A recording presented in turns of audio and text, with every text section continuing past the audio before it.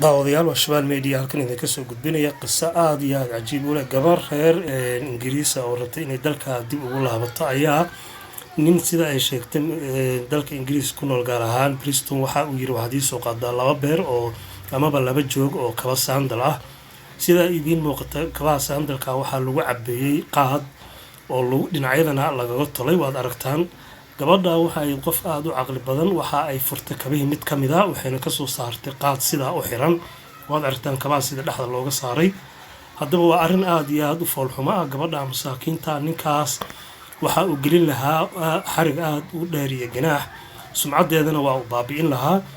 haddaba waxaan leenahay walaalaha Soomaaliyeed ka digtoonaada waliba gabdhaha in sida loo galo ma ahan hadduu nin